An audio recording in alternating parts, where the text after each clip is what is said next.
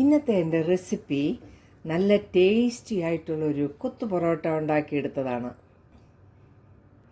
ചാനലിലേക്ക് എല്ലാവർക്കും സ്വാഗതം.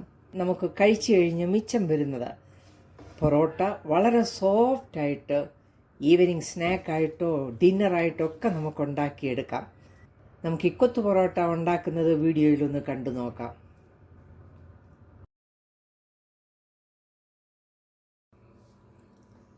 കൊത്തു പൊറോട്ട ഉണ്ടാക്കുന്നതിന് ഞാൻ 3 പൊറോട്ട എടുത്തു വച്ചിരിക്കുകയാണ്. നമ്മൾ സാധാരണ കഴിക്കുമ്പം ബാലൻസ് വരുന്നത് നമുക്ക് ഉപയോഗിച്ച് കൊത്തു പൊറോട്ട ഉണ്ടാക്കാം. ഇതൊരു ഈവനിങ് സ്നാക്കാക്കാം, ഡിന്നറാക്കിയെടുക്കാം. ആ പൊറോട്ട എല്ലാം ഞാൻ ചെറുതായിട്ട് കട്ട് ചെയ്തെടുത്തിരിക്കുകയാണ്. ഇതിപ്പോൾ ഞാൻ വെളിയിൽ വെച്ചിരിക്കുന്നത് കൊണ്ട് കട്ടിയായിട്ടുള്ളതെല്ലാം മാറിയിട്ടുണ്ട്. പിന്നെ നമ്മൾ ഉണ്ടാക്കിയെടുക്കുമ്പോഴത്തേക്ക് നല്ല സോഫ്റ്റായിട്ട് കിട്ടുകയും ചെയ്യും. കൊത്തു പൊറോട്ട ഉണ്ടാക്കാനായിട്ട് ഞാനൊരു പാൻ അടുപ്പത്ത് വെച്ചിട്ടുണ്ട്. ഇതിലേക്ക് ഒരു 2 ടേബിൾ സ്പൂൺ വെളിച്ചെണ്ണ ഒഴിച്ചു കൊടുക്കാം. എണ്ണ നന്നായിട്ട് ചൂടായിട്ടുണ്ട്. ഇതിലേക്ക് ഒരു മീഡിയം സൈസ് 2 സവാള ചെറുതായിട്ട് അരിഞ്ഞത് ഇട്ട് കൊടുക്കാം. ഇതിൻ്റെ കൂടെ 1 ടേബിൾ സ്പൂൺ ഗാർലിക് ജിഞ്ചർ പേസ്റ്റും കൂടി ഇട്ട് കൊടുക്കാം. നന്നായിട്ടൊന്ന് വഴറ്റിയെടുക്കാം.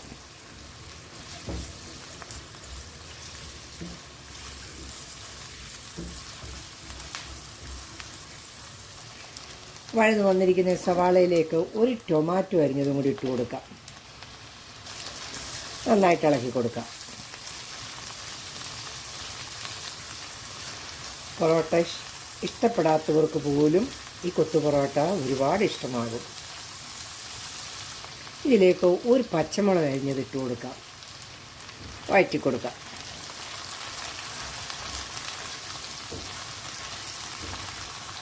ഈ വഴറ്റുന്നതിലേക്ക് 3/4 ടേബിൾ സ്പൂൺ ഗരം മസാല ഇട്ട് കൊടുക്കാം. 1 ടീസ്പൂൺ ചില്ലി ഫ്ലേക്സും കൂടി ഇട്ട് കൊടുക്കാം. എരിവ് വേണ്ടവർക്ക് കൂടുതലിടാം. ഇവിടെ കൊച്ചുകുട്ടികളൊക്കെ കഴിക്കേണ്ടതുകൊണ്ട് എരിവ് കുറയ്ക്കുന്നതാണ്. നന്നായിട്ട് വഴറ്റിയെടുക്കാം.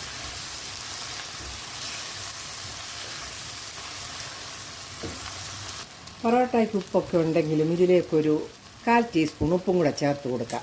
ഇളക്കി കൊടുക്കാം.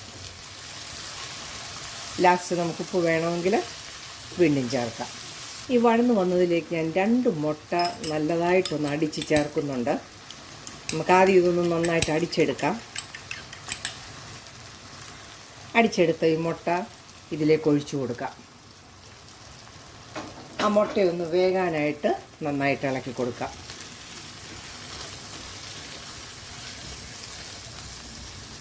മുട്ടയൊന്ന് വെന്തൊന്ന് ഡ്രൈ ആക്കി എടുക്കണം.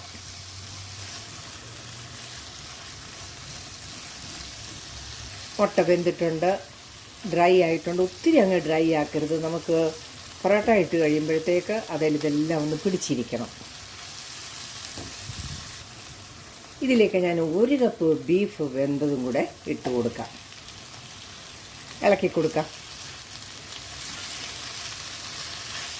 ബീഫും മുട്ടയെല്ലാം കൂടെ ആകുമ്പോൾ നല്ല ടേസ്റ്റ് ആയിരിക്കും. ബീഫ് വേണ്ടാത്തവർക്ക് ബീഫ് ചേർക്കണ്ട. ഇനി മുട്ട ചേർക്കാൻ ഇഷ്ടമില്ലാത്തവർക്ക് മുട്ട ഒഴിവാക്കിയിട്ട് ബീഫ് ഇട്ട് കൊടുക്കാം.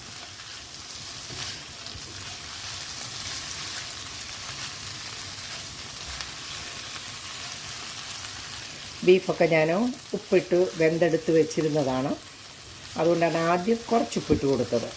പിന്നെ പൊറോട്ടയുടെ ഉപ്പും കൂടെ ആകുമ്പം കൊത്തു പൊറോട്ട ഉണ്ടാക്കിയെടുക്കുമ്പോൾ നല്ല ആവശ്യത്തിനുള്ള ഉപ്പ് നമുക്ക് കിട്ടും. ഇപ്പോൾ ഇതിനകത്ത് ചേർത്തതെല്ലാം നല്ലപോലെ ഡ്രൈ ആയിട്ടുണ്ട്.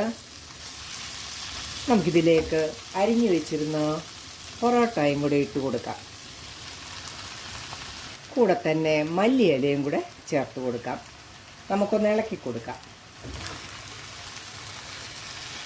നന്നായിട്ട് ഇളക്കണം.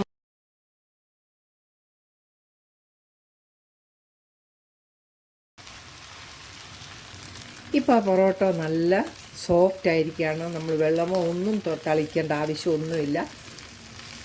നമുക്കിതെല്ലാം കൂടി ഒന്ന് ചേർത്ത് വെച്ച് കൊടുക്കാം. നമുക്ക് ഫ്ലെയിം ഓഫ് ചെയ്ത് കൊടുത്തിട്ട് ഒന്നുകൂടെ ഇളക്കി കൊടുക്കാം.